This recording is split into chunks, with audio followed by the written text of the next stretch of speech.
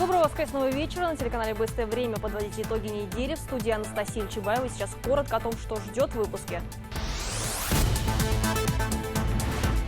Жизнь медленно, но верно входит в привычный режим. Открыты музеи, библиотеки и торговые центры.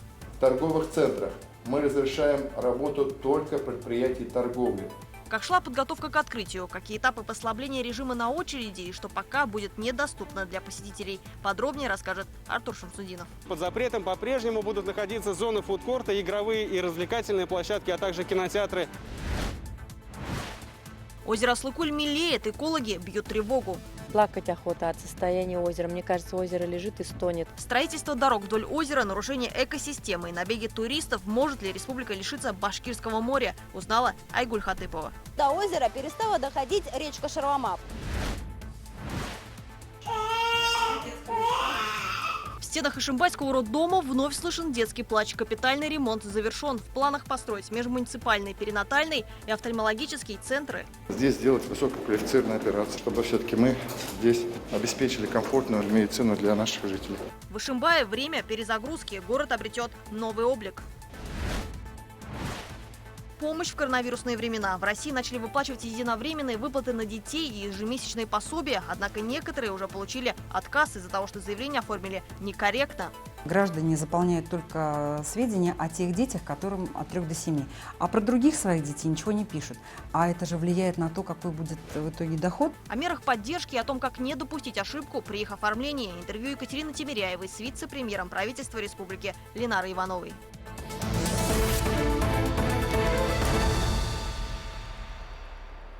Количество заболевших в Башкортостане стремительно приближается к отметке в 4000. По данным на 7 июня в республике насчитывается 3928 больных коронавирусной инфекцией. За сутки их стало больше на 96 человек. Между тем, 32 пациента с диагнозом COVID-19 находятся в тяжелом состоянии. 7 из них подключены к аппаратам искусственной вентиляции легких. Об этом сообщает региональный оперштаб. На амбулаторном лечении с легкой формой заболевания 1411 жителей. За весь период выздоровели свыше 1000 инфицированных. Детские сады пока открывать не будут, а в вузы республики можно подать заявление о приеме онлайн. Об этом на неделе говорили на совещании в формате «Оберчас» с главой республики. Кроме того, в этом году пандемия задержала активное начало летнего отдыха школьников. Сотрудники будут работать вахтовым методом в закрытом режиме. Не будет родительских суббот. Санитарный контроль организуют на максимальном уровне. Что касается выпускных вечеров, то в этом году из-за пандемии они пройдут по всей стране 27 июня в онлайн-формате. Приемная кампания в вузы стартует в 3-й декаде июня. Формат взаимодействия абитуриента и приемной комиссии будет максимально переведен в онлайн. А на неделе в республике произошло послабление режима. Распахнули свои двери для посетителей музеи, библиотеки и торговые центры. Подробнее об очередном пакете мер, а также о том, когда школьники смогут пойти в детские лагеря в материале Артура Шамсудинова. Посмотреть на одежду в этих бутиках пока можно только сквозь приспущенные ставни, либо через стекла витрин. В торговом центре работают лишь магазины из обязательного перечня, большинство только на выдачу. Впрочем, уже сегодня посетителей стало заметно больше. Кое-где начали появляться и сотрудники, расставляя товар к открытию. Увеличена частота и интенсивность дезинфекции всех общественных мест. Установлены дополнительные антисептики, слоты для перчаток. Несмотря на то, что разрешение на работу получено, открытие не будет одномоментным. Предпринимателям придется дополнительно изучить требования Роспотребнадзора, чтобы обеспечить безопасность своих сотрудников и клиентов во время работы. Возобновление работы торговых центров не означает полное снятие ограничений. Под запретом по-прежнему будут находиться зоны фудкорта, игровые и развлекательные площадки, а также кинотеатры.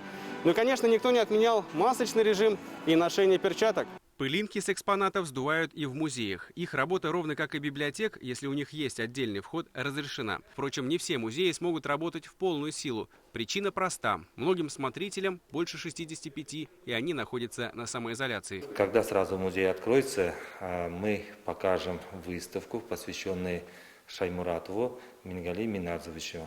9 мая Национальный музей был передан на вечное хранение медаль звезды Героя Российской Федерации Мингали Минадзовича. С 15 июня возобновляется работа детских санаториев, имеющих в штате медперсонал. Первые смены в лагерях планируется открыть с 1 июля при условии одновременного нахождения в группе не более 10 человек. Какие-то меры глава республики, наоборот, потребовал ужесточить. Ради Хабиров поручил Госсобранию проработать вопрос о наказании за курение кальяна на улицах. Во-первых, это нарушение тех наших санитарно-эпидемиологических правил, о которых мы говорили. И мне вообще непонятно, если это студенты, что эти студенты делают. И я попрошу на это Айбулат Вакилович ваше внимание уделить, ладно, переговорить с ректорами. А плюс люди, которые собираются, молодежь, они довольно шумят и, соответственно, ведут себя агрессивно и так далее. Ради Хабиров также предложил подумать над открытием купального сезона. Ведь если не организовать официальные пляжи, люди начнут ходить на водоемы дикарями. Открытым остался вопрос и проведения сабантуев. Кроме того, ограничения по-прежнему сохраняются для тех, у кого хронические заболевания, и для людей старше 65. Они должны находиться в режиме самоизоляции. Во многом это связано с тем, что именно эти категории находятся в группе риска. Артур Шамсудинов, Роберт Давлетбердин и Владимир Шевчук. Итоги недели. Автомобиль перевернулся, ребенок в больнице. Авария произошла сегодня днем напротив дома по улице Бакалинской. 28-летняя девушка на Мерседесе-Бенц при выезде с прилегающей территории въехала в Рено Сандеро. От удара Рено прокинулся на крышу. В перевернувшемся автомобиле находился 10-летний мальчик. По предварительной информации, он получил травмы и доставлен на скорой в ближайшую больницу. Кроме него, никто из детей не пострадал. Детская коляска, которая, как думали очевидцы, принадлежала еще одному пострадавшему малышу, на самом деле просто перевозилась в машине. Автомобиль при помощи экстренных служб поставили на колеса и отбуксировали к обочине. Все обстоятельства случившегося выясняются. На новой набережной в Уфе устраняют два провала грунта. На проезжей части обвалился асфальт. Провалы образовались в районе Бельского моста. На место происшествия сразу выехали службы экстренного реагирования. Пострадавших нет. В образовавшейся дыре виднелась канализация. По словам специалистов, возможно, была утечка воды, которая вымыла грунт и спровоцировала обвал. Опасный участок был сразу огражден. Место провала засыпали песком. Сегодня-завтра городские службы намерены восстановить поврежденные места. Но работы тормозят сами уфимцы, жалуются ремонтники. У нас есть сигнальный забор, сигнальная лента. Все это предупреждает о том, что здесь проходить нельзя, находиться нельзя в зоне проведения работ. Но всем людям, проще говоря, без разницы. Работает бригада из 10 человек. Задействована крупная техника, самосвалы, экскаваторы. Все ликвидируется в ближайшее время. Сразу два крупных медицинских центра появятся в Ишимбае – перинатальной и микрохирургии глаза. Оба медучреждения межмуниципальные, стало быть, воспользоваться их услугами смогут жители еще и ближайших городов и районов. Подобные периферийные клиники позволят сделать высокотехнологичную медицину ближе, заявил Ради Хабиров. Хотя Ишимбай уже и периферией назвать сложно. Город стал частью особой экономической зоны Алга. На неделе она обрела еще двух потенциальных резидентов. Репортаж Альбины Хайрульной.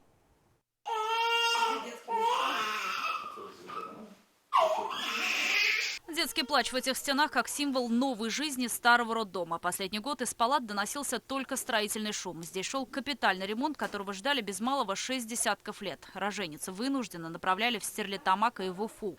Дома рожать и стены, конечно, помогают. У меня здесь из окна роддома мой дом видно. Помните, не помните, у нас было старое все оборудование, у нас было по-старому построено. Мы сделали индивидуальные родзалы, то есть как в современном, как в перинатальных центрах. Кстати, современному перинатальному центру в Ишимбае быть. Он станет межмуниципальным. Настройка потребуется всего 2 года. После такого заявления Ради Хабирова будущие мамы заверили хором – рожать придут вновь. Новый роддом начинаем строить в следующем году. 2 года. И это будет не роддом. Это будет межмуниципальный перинатальный центр. Здорово. Так что это. Спасибо большое. Вот к этому времени как раз еще нарожаете. Пост об этом в соцсетях Ради Хабиров выкладывает уже в пути. К объекту, который ишимбайцы тоже просили и ждали. Отделение офтальмологии после масштабной реконструкции. Именно здесь был поставлен рекорд страны – 43 операции в день. Но врачи Уфимского НИИ глазных болезней были вынуждены возить с собой тяжелое оборудование. УЗИ, микроскопы. Теперь все свое. Здесь будет центр микрохирургии глаза. Наши жители вынуждены были пользоваться и ехать в Оренбург, в какие-то другие соседние регионы. Поэтому мы решили создать периферийные центры.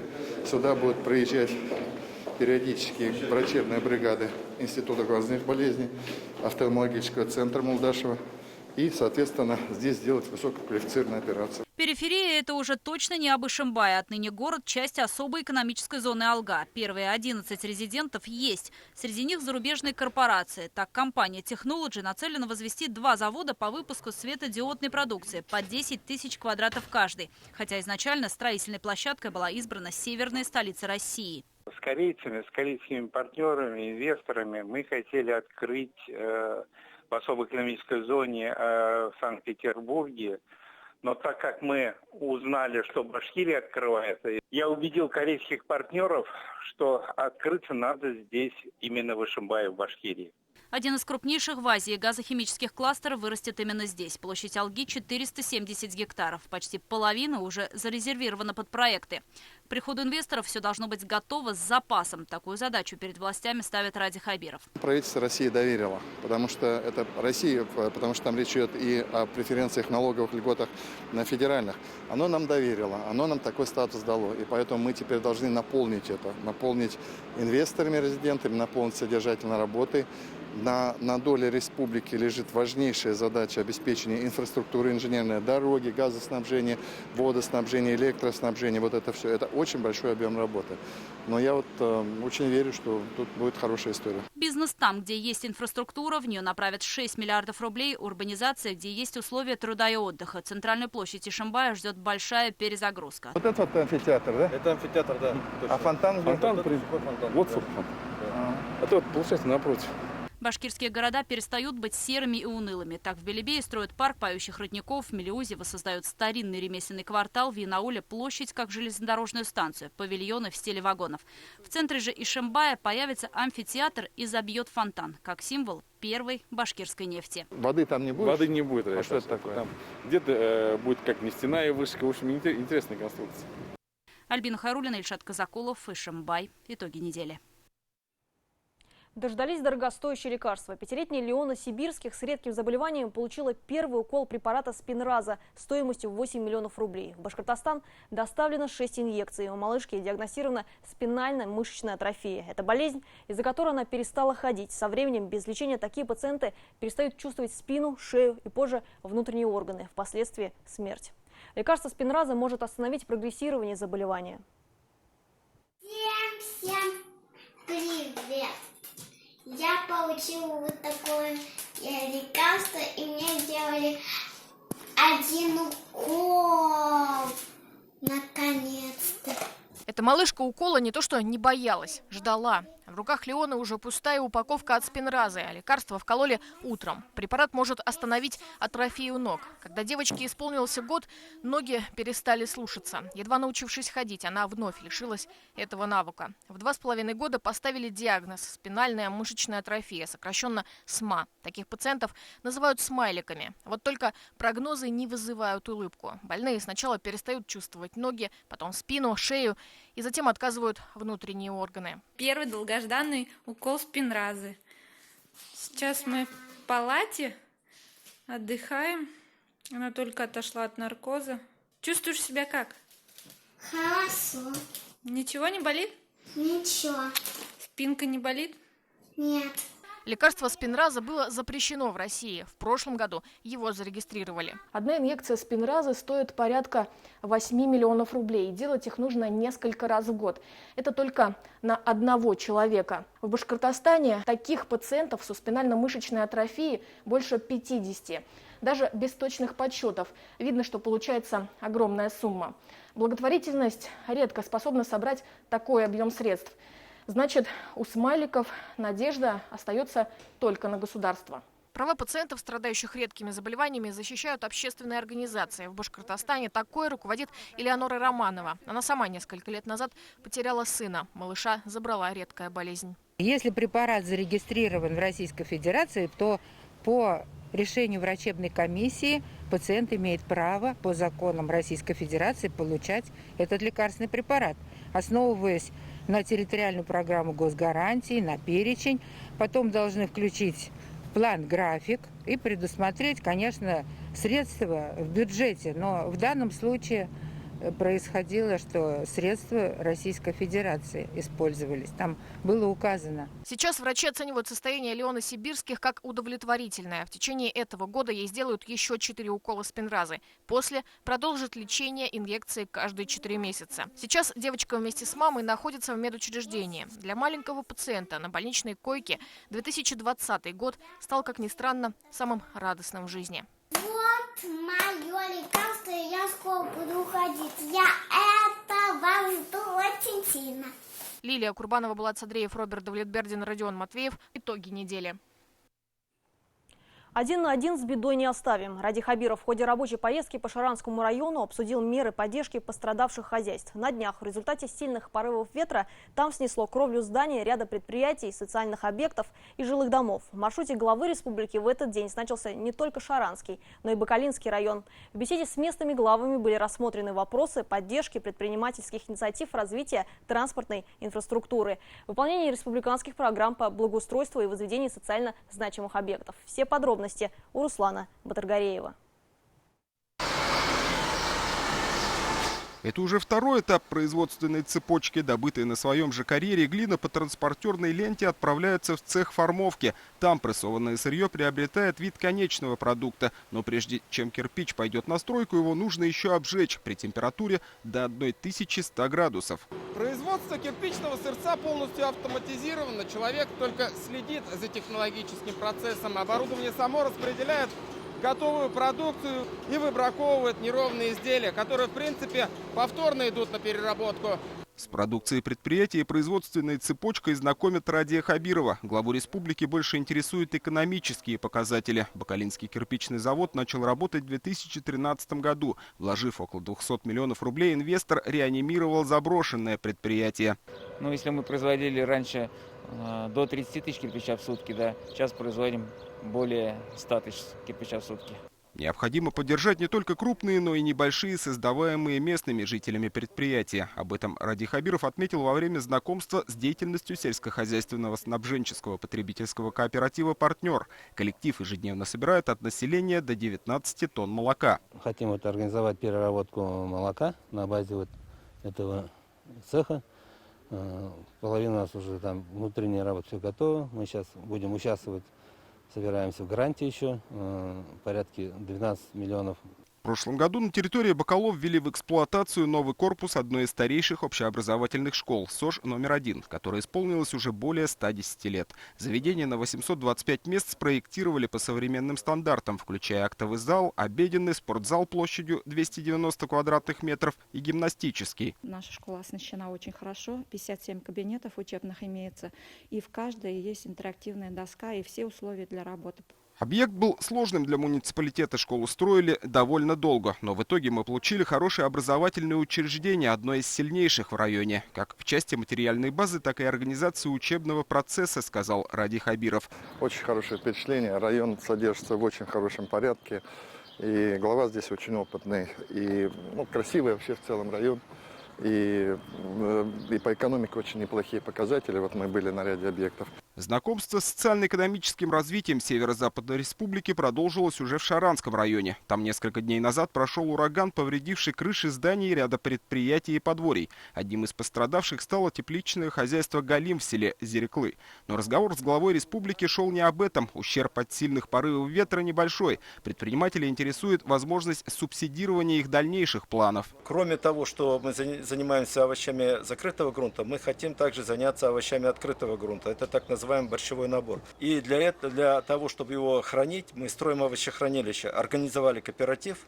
Глава региона поручил Минсельхозу республики оказать содействие фермерам в получении необходимых средств в рамках федеральных и республиканских программ, а также пригласил руководителей хозяйства обсудить дальнейшие планы в рамках ближайшего сельского часа. Сейчас я слышал, где-то 6 полигонов по Башкирии, на рекультивацию готовится. Сейчас именно проект рекультивации делается. И наши материалы идеально туда подойдут. Производство геосетки и больших мешков, называемых бигбэгами. В селе Новоюзеево глава республики побывал в производственном подразделении туймазинского предприятия «Геолайн», которое специализируется на производстве геосинтетических материалов. Продукция пользуется хорошим спросом за пределами республики. У нас вообще есть системная большая проблема, что производители башкирские в результате не находят сбыта у себя на территории. Мне это очень странно, и с этим мы сейчас аккуратно правим ситуацию. В райцентре руководитель региона ознакомился с ходом реконструкции сквера «Скорбящая мать» в рамках программы формирования современной городской среды. Не оставил без внимания Радий Хабиров также Центр детского творчества и спорта, где занимаются более 2000 детей. И мы ежесуточно передаем им почти 270 миллионов кубов газа. А это уже Шаранское линейное производственное управление магистральных газопроводов. Ради Хабиров ознакомился с реконструкцией компрессорной станции. Здесь проводится замена физически и морально устаревших газоперекачивающих агрегатов украинского производства, введенных в строй около 40 лет назад, на современные двигатели производства УМПО. Вообще вся конструкция отличается современным энергоэффективным подходом, который позволяет говорить о том, что мы принципиально улучшаем и экологическую составляющую, и показатели энергоэффективности. Перспективы дальнейшего развития территории Ради Хабиров обсудил уже с глазу на глаз с главой района. Также была поднята тема ликвидации последствий урагана, бушевавшего в муниципалитете в минувшие выходные. Глава Башкортостана подчеркнул, что республика окажет необходимую поддержку. Руслан Батыргареев, Азат Садреев, Артур Елаев, Азат Ишбулатов и Ильшат Казакулов. Итоги недели. Бакалинский и Шаранский районы. С начала недели в России начали выплачивать единовременную помощь на детей в возрасте от 3 до 16 лет. В эту возрастную категорию в Башкортостане попадают более 700 тысяч детей. 10 тысяч рублей на каждого ребенка родители получают один раз. Это средства, выделенные из федерального бюджета.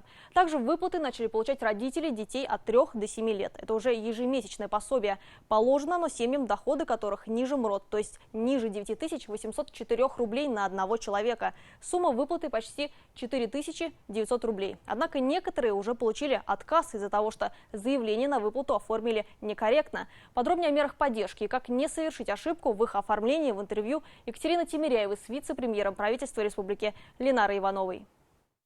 Ленара Хакимовна, здравствуйте. Добрый день. Спасибо, что согласились принять участие в нашем интервью. Давайте начнем с федерального уровня. План спасения экономики, на что он направлен в первую очередь? План спасения экономики так и называется, что в нем меры, которые направлены на то, чтобы помочь наиболее пострадавшим отраслям, там добавили отрасли, там расширили определенный круг мер. Но для нас с вами, наверное, наиболее интересно на самом деле поговорить о том, что меняется в социальной сфере. Да? Вот в эти дни, в эти месяцы последние мы видим, как она меняется. Никогда в российской действительности такого не было, чтобы гражданам достаточно было подать одно заявление для того, чтобы получить пособие. Это абсолютно беспрецедентно. И с 1 июня мы фактически начали выплаты пособий, и вы это видите, да? При том, когда речь идет о том, что доходы учитываются. То есть мы видим такой просто сильнейший тренд в сторону удобства населения. Выплаты на детей. Как идет этот процесс здесь у нас в Башкортостане? Вообще, на самом деле, беспрецедентная поддержка со стороны федерального центра идет. Мы все не нарадуемся, и они все направлены на семьи с детьми. Насколько мне известно, по данным Пенсионного фонда, там почти 450 тысяч заявлений на выплату 10 тысяч. Там порядка, по-моему, 70 тысяч заявлений на выплату по 5 тысяч. Эти все выплаты идут, люди постепенно на карточке свои средства получают, те, которые с 1 июня тоже. И началась выплата пособия от 3 до 7. Это чем выгоднее и интереснее? Тем, что это назначат, и это уже у тебя будет с тобой в течение года, потом пересмотр доходов семьи, и опять будет назначена. Она полагается, эта выплата, малоимущим семьям. И что очень важно, это тоже было в самом начале нашего такого пути, да, коронавирусного, было принято решение о том, чтобы доходы, это президентом России было дано указание, чтобы доходы тех граждан, которые после 1 марта потеряли работу, в доходе семьи не учитывались. То есть если там в марте-апреле потеряли, все, то есть прошлогодние доходы изымаются. Плюс было принято решение о том, чтобы продлить все меры поддержки. Например, у человека в апреле заканчивается какая-то выплата, она на полгода продлевается. Инвалидность на полгода продлили. То есть очень много было мер принято, чтобы людей не вынуждать ходить по этим всем нашим присутственным местам, чтобы автоматом все эти назначения происходили.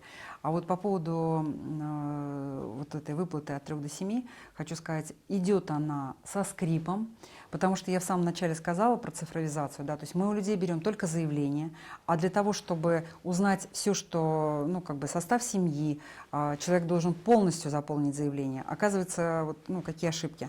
Граждане заполняют только сведения о тех детях, которым от 3 до 7. А про других своих детей ничего не пишут. А это же влияет на то, какой будет в итоге доход, и поделить на количество, и в итоге среднедушевой. В общем, одним словом, по своему разумению люди заполняют, и, к сожалению, вот пока процент правильно заполнивших не очень велик. То есть у нас было на вчерашнюю дату 51 тысяча заявлений, а назначений было меньше 100. То есть мы вот пока как бы еле-еле, так скажем, это дело продвигается, но пусть никто абсолютно не переживает. Подать заявление можно на портал госуслуг, если нет интернета, можно в МФЦ привести документы, и в наши филиалы и наши подразделения Республиканского центра социальной поддержки населения, который тоже постепенно по записи начинает принимать людей.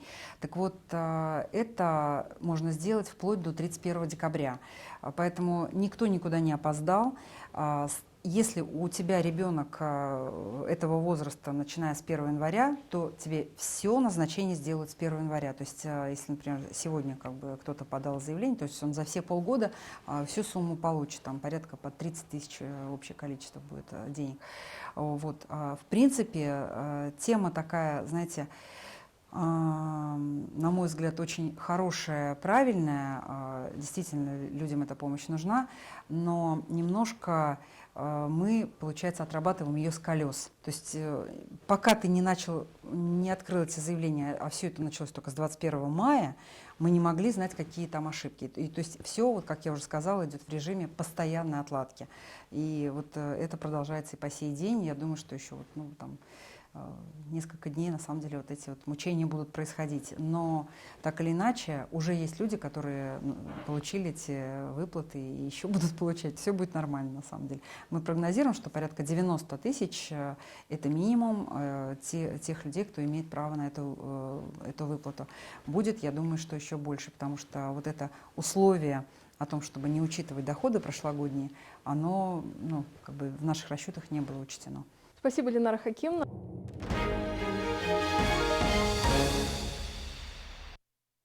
А сразу после итогового выпуска новостей смотрите специальный репортаж Юлии Нигматуллиной «Вирус доброты» о тех, кто в это сложное время думал о других больше, чем о себе. Никто не едет, мне я есть хочу, голодный. Между жизнью и смертью их убивает не коронавирус, одинокие старики, о которых забыли во время пандемии. Роза Шарафудиновна, добрый день. Волонтеры приехали. Волонтеры, кто они и почему чужие проблемы для них важнее собственных? Я хочу помочь, я иду и помогаю. Отдала пенсию, чтобы помочь нуждающимся во время карантина. Жительница Туймазов, пережившая блокаду, пожертвовала деньги на покупку продуктовых наборов. А знаете, как было страшно? Кушали людей, кушали собак. Один здоровый врач спасет сотни жизней. Добровольцы бесплатно изготавливают защиту для медиков. Патроны. То есть, по сути, это как сейчас похоже на войну. Как смертельный вирус повлек за собой еще один вирус доброты. Об этом в специальном репортаже. Двое оправданы, третьему уменьшили срок. Верховный суд Республики Башкортостан отменил приговор в отношении бывших сотрудников полиции, обвиняемых в изнасиловании дознавательницы. Судебная коллегия рассмотрела апелляционную жалобу в защиту подсудимых, а также апелляционное представление прокурора на приговор Кировского районного суда. Потерпевшая просила больший срок для экс-полицейских. Но в итоге высшая инстанция отменила приговор. Матвеев и Галиев оправданы за непричастностью к совершению преступлений. За ними признано право на реабилитацию. А вот Ярамчук взят под стражу в зале суда. Правда, наказание с 6 лет уменьшили до 4. Отбывать срок мужчина будет в исправительной колонии общего режима. Исковые требования потерпевшей удовлетворены частично. Постановлено взыскать компенсацию морального вреда в размере 500 тысяч рублей. Без веры вообще ни один человек жить не может. Я постоянно за весь период следствия верил, что правда будет за мной, за моими близкими, родными, за адвокатским корпусом. Правда, она одна, я это уже говорил вам до этого, и поэтому вот она восторжествовала. Мы, конечно, верили с трудом, но верили. Как Салават говорит, без веры жить нельзя. Ну а по поводу планов, меня ждет семья, внуки, еду к ним. А сейчас новости короткой строкой. О наиболее важных событиях этой недели расскажет моя коллега Динара Таймасханова. Голосование по Конституции в России пройдет 1 июля. Об этом президент России Владимир Путин заявил на встрече с рабочей группой по поправкам в основной закон страны. Этот день уже объявлен выходным с сохранением заработной платы. Особое внимание глава государства призвал обратить на вопросы безопасности. Кроме масок и перчаток, участники голосования будут снабжены одноразовыми ручками. Будет предусмотрена возможность голосования на улице возле участков. С 1 июля в Башкортостане изменится время продажи алкоголя. Ранее жители не могли купить спиртные напитки с 10 вечера до 10 утра. Председатель Госсобрания Республики Константин Толкачев сообщил, что продавать алкоголь теперь будут по федеральному стандарту, начиная с 8 утра до 11 вечера. При этом полномочия регионального госкомторга расширятся. В отдельных районах ведомство сможет ограничивать время продажи. В Уфе гражданин КНР подозревается в даче взятки сотруднику ФСБ. По версии следствия, 49-летний китаец, являясь генеральным директором общества с ограниченной ответственностью «Галактика», предложил взятку за возврат мобильного телефона и других электронных носителей, изъятых в фирме, и даже купил смартфон, чтобы подменить его в случае успеха. Однако сотрудник ФСБ доложил руководству о незаконном предложении. В итоге бизнесмена взяли с поличным. Ему предъявлено обвинение, решается вопрос о заключении его под стражу. Двухлетняя девочка, выпавшая из 10-го этажа, скончалась в одной из уфимских больниц. Малышка сорвалась из окна многоэтажки 5 июня. Причем дома находилась одна. Врачи боролись за жизнь ребенка, но спасти девочку не удалось. С начала года в Башкортостане зафиксировано 14 случаев падения с высоты, в результате которых 2 ребенка погибли, 12 получили травмы. Минздрав России зарегистрировал новый препарат для лечения осложнений коронавируса. Российское лекарство Ливелимаб изначально разрабатывалось для лечения ревматоидного артрита. Препарат прошел исследования в 11 центрах страны. Он проходил испытания среди 200 пациентов. Из них 40 в Уфе в клинике БГМУ. Результаты показали, что уже в первые 12 часов после введения лекарства человеку становится лучше. Ливелимаб предотвращает попадание пациента под аппарат ИВЛ. В клинике БГМУ сейчас также проходит исследование еще один препарат. По предварительным результатам медики отмечают, что экулизумаб эффективен для пациентов, которые находятся уже в тяжелом состоянии. Жил мальчик в простой крестьянской семье, желтоволосый, с голубыми глазами. День русского языка в Уфе отметили акцией «Декламируй». Каждый желающий мог присоединиться к флешмобу и прочитать любое стихотворение любимого поэта. Организаторами выступила организация «Волонтеры культуры Башкортостана». Они считают, что таким образом можно противостоять современному языку блогеров. Акция не ограничилась только декламацией стихотворений. Также активисты приняли участие в очистке зданий в историческом центре Уфы.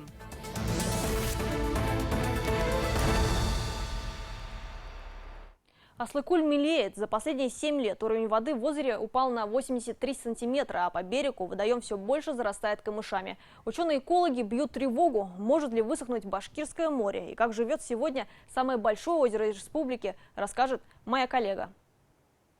За выходные дни, если подъезжаешь к озеру, это такое зрелище, которое прям... Плакать охота от состояния озера. Мне кажется, озеро лежит и стонет. Лето для многих жителей республики связано с приятным отдыхом на берегу этого живописного водоема. А вот для самого озера последствия массового посещения туристов просто ужасны. За сезон отдыхающие оставляют горы мусора, пластиковых бутылок и пищевых отходов. По версии экологов, это может быть одной из причин высыхания озера. Эльвира Гарипова живет в Давлеканово более 30 лет. Несколько раз за лето выбирается на Аслыкуль. Женщина работает учителем географии в школе. С ребятами они не только убирают побережье, но и изучают изменения в местной экосистеме. И в основном сорят не местные жители, а приезжие. Потоки людей из Уфы, из трассы едут в большом-большом количестве. И, к сожалению, после них остаются горы мусора. Это все попадает и в водоем в том числе. Еще одна причина – осушение болота Берказан, которое образуется с Аслыкулем в единую экосистему и когда-то было самым большим болотом российской лесостепи. В 70-х годах прошлого века его территорию использовали под сельхозугодия, но было нарушено природное равновесие, ушли грунтовые воды. Высохшие от жары торфяники стали гореть каждый год, а сам водоем стремительно обмелел. 3 года назад республика получила 16 миллионов рублей на восстановление болота. Аслыкуль – самое большое озеро в Башкортостане. Его площадь превышает 22 квадратных километра, а береговая линия составляет более 21. По всей протяженности в него впадают около 10 мелких родников. По одной из причин обмеления ученые считают высыхание ручьев. Кроме того, до озера перестала доходить речка Шарлама. По мнению экологов, это происходит из-за прокладки большого количества дорог вокруг водоема. Согласно анализам Российского государственного научно-исследовательского и проектного института урбанистики, в 2010 году вода в озере стала исчезать, а прибрежные родники и заболоченные участки высыхать. Сейчас водоем стремительно зарастает камышами. Если и в дальнейшем при прокладывании дорог вокруг Аслыкуля не будут учитываться особенности ландшафта, то есть вероятность потерять не только родники, но и часть естественной водной подпитки озера. Природный парк Аслыкуль посещает огромное количество посетителей. Происходит уплотнение поверхности грунта автомобилями посетителей. Возможно, это одна из причин пересыхания подземных источников, которые подпитывают озеро. В Аслыкуль также впадает уникальный сульфатно-кальциевый источник Гульбеке-Шишмехе. Но в отсутствие обильных дождей родники не могут обеспечить пополнение водных запасов. Возможно, для исправления ситуации требуется очистить подводные и береговые родники, русло реки Шарлама. А пока местные жители стараются поддерживать порядок на берегу водоема своими руками. Но самое главное, конечно, проблема Аслыкуля – это экологическое состояние. Экологическое состояние, созданное нами, людьми. Айгуль Хатыпова, Артур Юлаев, Руслан Хакимьянов и Михаил Вавилов. Итоги недели. На этом все. Я с вами прощаюсь. Оставайтесь в курсе событий с телеканалом БСТ. Всего доброго.